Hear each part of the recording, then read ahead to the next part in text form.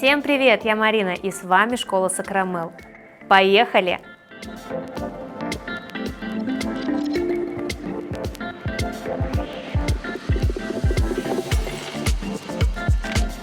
Сегодня в работе у меня непростые ручки, трапециевидная ногтевая пластина, влажная кутикула. Модель склонна ковырять себе кожу, мы видим множество заусенец.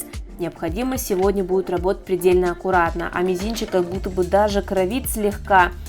В общем, нам сегодня предстоит глобальная переделка с выполнением наращивания ногтей. Думаю, должно получиться классное преображение.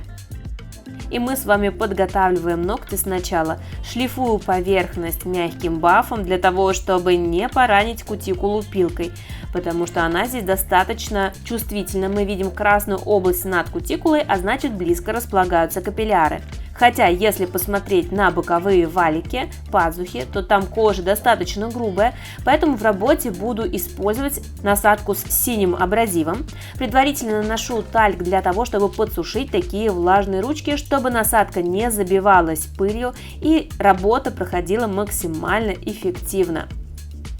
Если вы видите у клиентов именно такие жесткие и сухие валики, в таком случае лучше выбирать насадку более жесткую по абразивности. Конечно, вид маникюра будет отличаться от разного типа рук и кутикулы.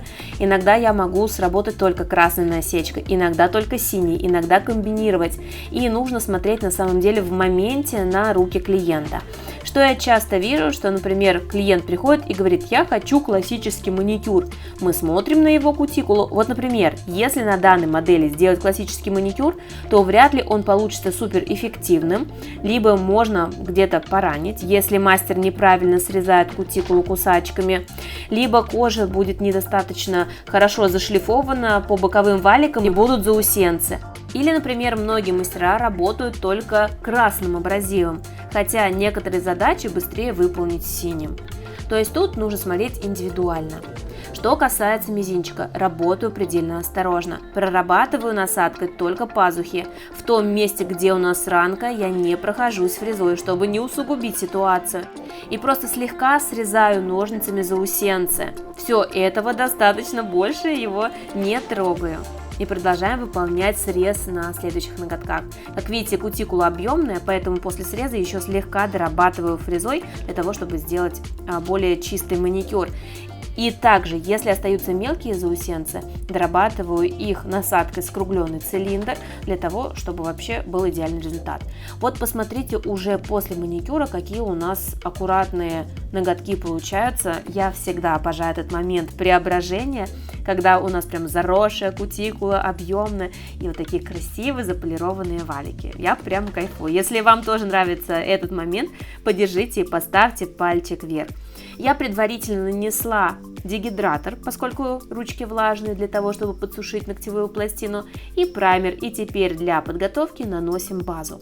База перед наращиванием у нас может быть как для гель-лаковой системы, так и для гелевой. Самое главное, чтобы эта база хорошо подходила под ногти клиента и не отслаивалась.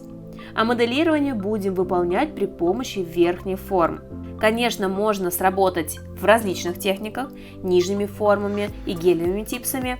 Хотя гелевыми типсами здесь бы не рекомендовала, поскольку трапециевидная ногтевая пластина и ногти смотрелись бы более широко. А нижние формы обычно трудны для многих мастеров. Поэтому беру верхние, подбираю их по ширине. Сначала промазываю боковые стенки, просушиваю слегка фонариком, чтобы они прихватились, и уже накладываем основной объем. И вот один лайфхак: при работе с трапециевидной ногтевой пластиной я устанавливаю форму не близко к кутикуле, а с отступом, для того, чтобы у меня не было затеков. Я хочу аккуратно потом доложить материал в зоне кутикулы, чтобы был плавный переход, чтобы никаких затеков не было и модель хорошо проходила с покрытием. Установили, просушили фонариком, отправили в лампу на окончательную полимеризацию. Я увидела, что по правой стенке у нас не хватает материала, поэтому тоже используйте такой лайфхак. Наношу в форму гель и прикладываю ее только с одной стороны. Все, вот так просто, боковая стеночка готова. И теперь можем уже убирать получившиеся ступеньки при помощи твердосплавной насадки с зеленой насечкой. Вот видите, если где-то получаются пузырьки воздуха, мы тоже их убираем. Поскольку мы достраивали боковую стенку, необходимо сгладить поверхность, и делаю это при помощи этой же твердосплавной насадки. Все, и теперь не будет виден переход от одной части ноготочка к другой.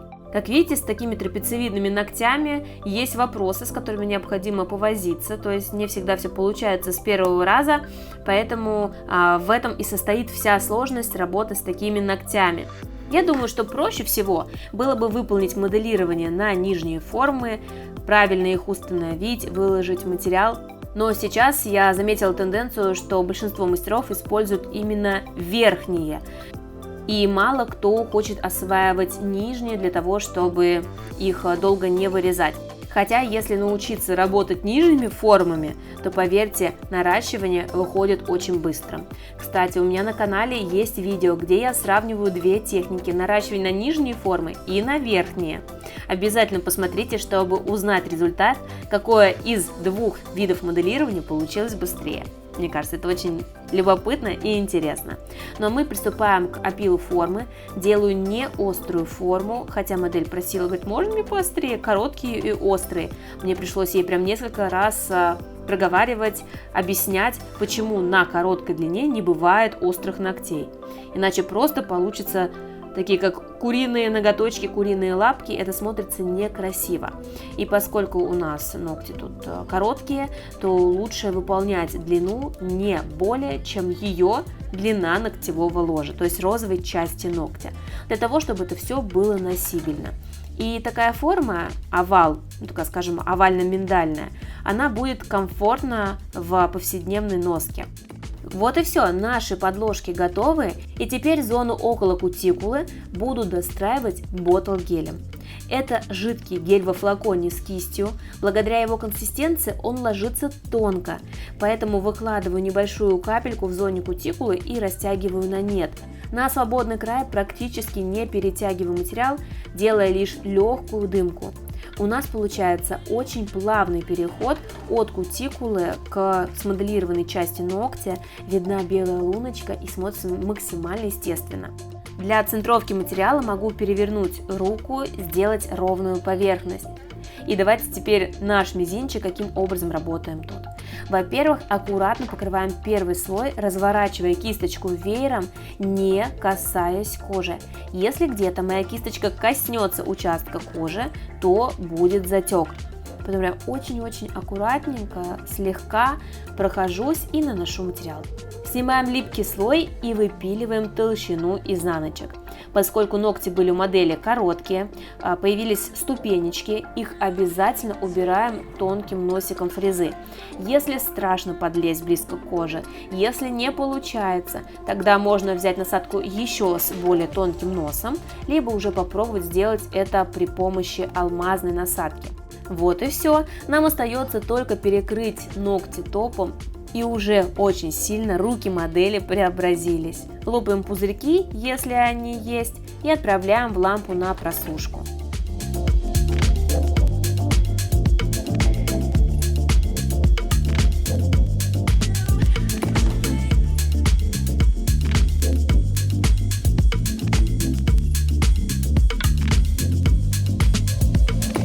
Наш результат. Делитесь в комментариях, понравился ли такой способ моделирования, либо считайте, что другой выполняется быстрее. Смотрите и другие видео на канале с наращиванием ногтей. Но я желаю всем успехов в работе. Счастливо! Пока-пока!